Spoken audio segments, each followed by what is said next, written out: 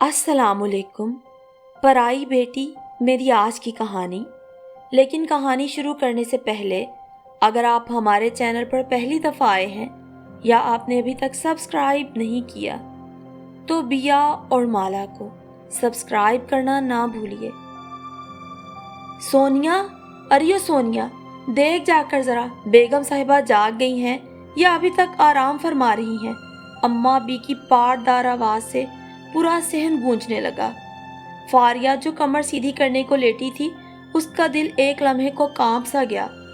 हालांकि 5 साल हो गए थे उनकी शादी को, लेकिन अभी तक अम्मा बी की आवाज़ सुनकर वो डर जाती थी। 5 साल में वो ना तो अम्मा बी की आवाज़ की आदी हुई थी, ना उनकी गहरी तनकीदी नज़रों की। हर मुमकिन कोशिश करती थी अम्मा बी का सामना कम से कम हो, लेकिन बुरा वक्त बता के थोड़ी आता है। इससे पहले कि वो खुद अपने कमरे से बाहर निकलती, सोनिया की आवाज़ ने रहे सहे ओसान भी खता कर दिए।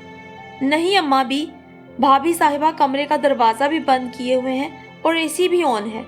आए हाय, किस मनहूस घड़ी में मैं ऐसी बहू ले आई, इतनी बेहिस, बजाय घर वालों को सुकून देने के।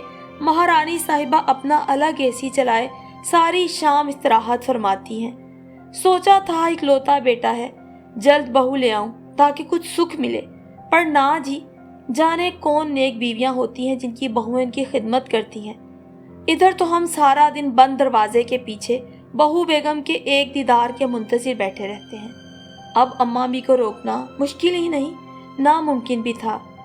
और फारिया, जिसकी तबीयत सुबह से निढाल थी, दफ्तर से जल्दी छुट्टी लेकर घर आ गई थी। दवाई खाकर कुछ देर कमर सीधी करने को लेटी थी, हिम्मत करके उठ गई। आफियत इसी में जानी कि कमरे से बाहर निकल जाए, इससे पहले कि तोपों का रुख उसके घर वालों और उसकी माँ की तरबियत की तरफ उठ जाए। फारिया ने किचन में आके सॉसपैन में चाय का पानी रखा। अम्मा बी ने फखरिया अंदाज में अपनी बेटी को देखा, जैसे कह रही हूँ, देखा कैसे मैंने सारे कसबल निकाले, अब रात गए तक तुम छुट्टी करो। और सोनिया भी आंखों ही आंखों में अम्मा की एक्टिंग को दाद दे रही थी। ये किस्सा अब तकरीबन हर 10-15 दिन बाद होने लगा था। फारिया की नौकरी उसके गले की हड्डी बन गई थी, ना उगले बन पा रही थी ना निगले बन पा रही थी, जबकि ससुराल में सिर्फ एक नंद और सास थी। फारिया शादी से पहले भी नौकरी करती थी। अपने वालिदैन के घर को चलाने में जिस हद तक मुमकिन था वो उनकी मदद कर रही थी। सोचा था शादी के बाद भी नौकरी जारी रखेगी तो जल्द ही एक गाड़ी ले लेगी, क्योंकि रमीज़ के पास एक मोटरसाइकिल थी। रमीज़ को भी कोई एतराज़ न था, सो उसने नौकरी जारी रखी। लेकिन सिर्फ सैलरी पे उसका इख्तियार ख़त्म हो चुका था, और शायद अपनी ज़ात पे भी। शुरू में अम्मा भी ना ज़्यादा अच्छी थी ना बुरी, लेकिन वक्त गुजरते ने साबित कर दिया कि शादीशुदा ज़िंदगी कांटों भरा रास्ता है, जिस पर किसी एक फरीक ने सब्र ज़्यादा करना होता है। अब ये किस्मत कि वो सास हो या बहू, ये भी फारिया का नसीब था कि नौकरी जारी रखने की वजह से मसाइल का शिकार होती जा रही थी। पहले नौकरी पर यह एतराज़ था कि इकलौती नंद है, सारा दिन घर के काम करती है, आगे जाके भी वही काम करेगी, तो हमें बहू ब्याह कर लाने का क्या फ़ायदा। सो फारिया ने सुबह नाश्ते के साथ ही दोपहर का सालन बनाने की जिम्मेदारी भी उठा ली। सोनिया के लिए तो दोपहर की 2 रोटियां बनानी भी मुश्किल होती थी, लेकिन मजबूरी थी, अपने लिए तो पकाना ही था ना। इस एतराज़ के बाद दूसरी तनकीद उसकी शाम को आकर अपने कमरे में कुछ देर रेस्ट करने पर हुई कि कैसे दफ्तर से आते ही कमरा बंद करके लेट जाती है। अब भला कोई पूछे ऑफिस में क्या सारा दिन हल चलाती रही है। इसका हल फारिया ने यही निकाला कि लाउंज के सोफे पर ही बैठी कुछ देर आंखें बंद कर लेती। सारा दिन की ख्वारी के बाद रात 10 बजे ही उसे अपना बिस्तर नसीब होता था। तीसरा एतराज़ उसके सादा कपड़ों पर हुआ कि दफ्तर में इतने सादा कपड़े पहन कर जाती है, वापस आती है, कोई रिश्तेदार बैठा हो तो इसके हुलिये पर एतराज़ करता है। इस एतराज़ का हल फारिया के पास न था। वो दफ्तर में सिलमे सितारे के कपड़े पहनकर नहीं जा सकती थी, और फिर सारे दिन की ख्वारी ऐसे कपड़ों में उसके लिए बहुत मुश्किल था। खैर, एक चुप 100 सुख पे अमल करते हुए खैर आफियत से दिन गुजारने पर मजबूर थी। फारिया की नौकरी की जिद भी उसी की थी, लेकिन अब ये नौकरी उसकी मजबूरी बन चुकी थी। रमीज़ ने कुछ अर्से पहले ही उसकी पूरी तनख्वाह एक कमेटी की सूरत में जमा करनी शुरू कर दी थी। کہ اس کمیٹی کے نکلتے ہی اس کی جاب ختم کرا دے گا اور فیملی شروع کر لیں گے۔ کمیٹی نکلتے نکلتے رمیز کا ارادہ تھا کچھ خود بھی جمع کر لیتا اور ابا جی کے چھوڑے ہوئے پلاٹ پر اپنا گھر بنا کر سب ادھر شفٹ ہو جاتے۔ اس طرح ماہانہ کرائے کی مد میں ایک کثیر رقم دینے سے بھی جان چھٹ جاتی۔ بہت حسین خواب دکھائے تھے رمیز نے فاریہ کو، مگر اس کی تکمیل کرتے کرتے فاریہ کی اب ہمت جواب دیتی جا رہی تھی۔ ساری ہمت اماں جی کے تیز جملوں کی نظر ہو جاتی تھی۔ ویسے بھی آج کل گھر میں پریشانی ہی پریشانی تھی۔ سونیا کا ایک بہت اچھا رشتہ آیا تھا۔ مسئلہ یہ تھا کہ وہ لوگ صرف 3 ماہ کے وقفے میں شادی کا ارادہ رکھتے تھے، جو کہ ظاہر ہے ممکن نہیں تھا۔ فاریہ کی پوری تنخواہ تو کمیٹی میں چلی جاتی تھی اور رمیز کے پیسوں سے گھر چلتا تھا۔ اب جو شادی کی تلوار سر پہ لٹکی تھی اس کا حل کسی کی سمجھ میں نہیں آ رہا تھا۔ اماں بھی سب جانتے بوجھتے صرف بیٹی کی شادی کو ہی دیکھ رہی تھی، کیونکہ لڑکے والے سونیا کو پسند کر گئے تھے۔ ہر آئے گئے کے سامنے اماں بھی بس یہی قصے لے کر بیٹھ جاتی، بہو کی برائیاں، شادی شدہ بیٹے کا نظریں پھیر لینا، جوان بیٹی کی شادی میں بیٹے کا دلچسپی نہ لینا۔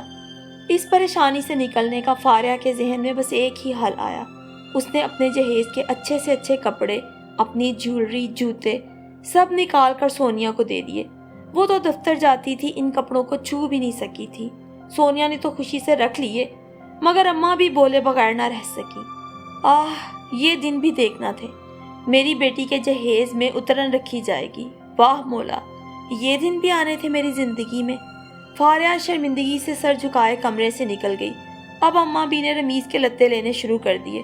تجھے میں اپنا دودھ نہیں بخشوں گی، ایک ہی بیٹی ہے میری، تیری اکلوتی بہن ہے، اچھی طرح بیانا ہے مجھے اسے۔ تیری کون سی مزید بہنیں بیٹھی ہیں جو دل تنگ پڑ رہا ہے؟ اور رمیز چاہ کے بنا جتا سکا۔ آپ نے ہی مشورہ دیا تھا بیوی کے پیسوں سے کمیٹی ڈال لو تاکہ بیوی کے ہاتھ زیادہ پیسہ نہ رہے اور اکٹھا پیسہ ہاتھ آئے تو مکان بنا لے۔ اب ایک تنخواہ میں پورا گھر چلانا مشکل تھا، ترا یہ کہ دھوم دھام سے شادی کرنا، وہ بھی پورے جہیز کے ساتھ۔ دوسری طرف اماں بھی کے تانے اسی رفتار سے جاری تھے۔ صحیح بولتے ہیں لوگ، پہلے بیٹی کو بیاہ دو پھر لڑکے کی شادی کرو، شادی کرتے ہی لڑکے تیری طرح آنکھیں ماتھے پہ رکھ لیتے ہیں۔ اماں بھی کسی صورت یہ رشتہ ہاتھ سے نہ جانے دیتی، لیکن اماں بھی کیسے پورے ہوں گے یہ سب اخراجات؟ رمیز نے پاس پڑی لسٹ دیکھی تو آنکھوں تلے اندھیرا سا آ گیا۔ اماں کے ماتھے پہ شکنے بتا رہی تھی، ان کو یہ بحث پسند نہیں۔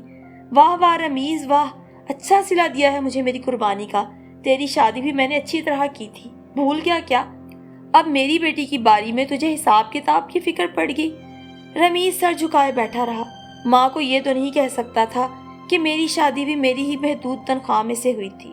اس روز کی کلکل سے جہاں رمیز چڑچڑا ہو گیا تھا، وہاں فاریہ پہ زندگی مزید مشکل ہو گئی۔ وہ پہلے ہی بیزار تھی اپنی طبیعت کی وجہ سے، دن بھر چکر آتے تھے۔ رمیز یا گھر والوں سے تو امید نہیں تھی کہ ڈاکٹر کے پاس لے کر جائیں گے، سو آفس کی ایک کولیگ کے ساتھ جب اپنا چیک اپ کروایا تو سمجھ میں نہ آیا اس ننھے مہمان کی آمد کی خوشی منائے یا افسوس۔ اف اللہ، تھک گیا ہوں یار، چائے پلا دو۔ رمیز آفس کے بعد مارکیٹ سے جہیز کے سامان کے لیے جاتے تھے، یہ ان کا معمول تھا، سو اسی حساب سے تھکن بھی ہونا لازمی تھی، اور فاریہ کو بھی یہ بہترین وقت لگا اپنی حالت بتانے کے لیے۔ یہ لیں، چائے کی پیالی رمیز کو دیتے ہوئے دھیمی مسکان کے ساتھ بولی۔ خیریت؟ رمیز جو گھر کے حالات کی وجہ سے شاید مسکرانا تو کیا فاریہ تک کو بھی بھول گیا تھا، اچانک مسکراتے ہوئے سے دیکھا تو پوچھے بنا نہ رہ سکا۔ میں لاسٹ ویک ہسپتال گئی تھی۔ بالآخر فاریہ نے زبان کھولی۔ اچھا تو؟ رمیز نے سکون سے آنکھیں بند کرتے ہوئے چائے کی چسکی لی۔ وہ مشرقی عورت زبان لڑکھڑائی تو رمیز نے آنکھیں کھول کر اسے دیکھا۔ کیا ہوا؟ سب خیریت تو ہے نا؟ میں امید سے ہوں، فاریہ نے شرمیلی سی مسکان سے جواب دیا۔ کیا؟ رمیز نے چیختی سی آواز سے پوچھا اور چائے کی پیالی ٹرے پر پٹکی۔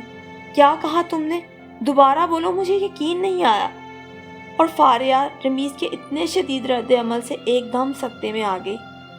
فاریہ، تم نے جان بوجھ کے کیا ہے نا؟ رمیز نے سر دونوں ہاتھوں پر گرا لیا۔ اف فاریہ، مجھے یقین نہیں آ رہا تم بھی میرے ساتھ یہ کرو گی؟ اس کڑے وقت میں جب میں اتنی ٹینشن میں ہوں تم مجھے مزید ٹینشن دو گی؟ مجھے تمہارا ساتھ چاہیے یار، ابھی مزید فکریں مت دو پلیز۔ اور فاریہ بے یقینی کی کیفیت میں اسے دیکھتی رہی۔ ٹینشن؟ 5 سال بعد اللہ اولاد دے رہا تھا اور وہ ٹینشن تھی؟ فاریہ، خدا کے لیے ختم کرو اس قصے کو ابھی. ہم نے پلان کیا تھا نا, جب تک گھر نہ بن جائے بچہ نہیں پیدا کریں گے, پھر یہ سب. رمیز نے ناگواری سے بات پوری کی اور کمرے سے باہر نکل گیا. پیچھے فاریہ زندہ لاش بنی سوچتی رہی. میں جو 5 سال سے اپنا بنیادی حق چھوڑے ہوئے ہوں وہ کہاں گیا؟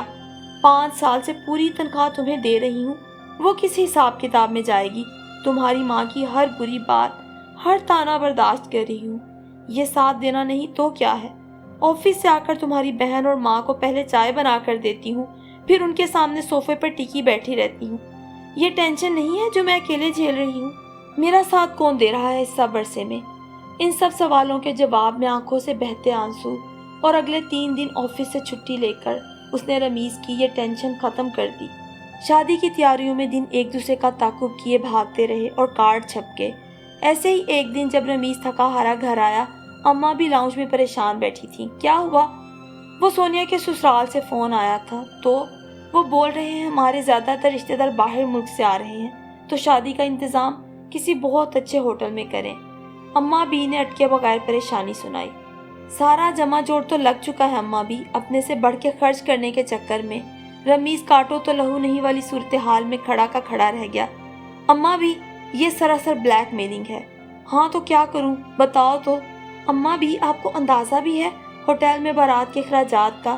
اچھا تو کیا رشتے سے منع کر دوں؟ یہ بتا مجھے. یتیم بہن سے بول دے جا کے, باپ نہیں ہے تیرا, اور بھائی اپنی بیوی کے اللے تللے پورے کر سکتا ہے, تیرے نہیں. اماں بھی ہو کیا گیا ہے آپ کو؟ رمیز نے بے بسی سے پوچھا. لون لے چکا ہوں.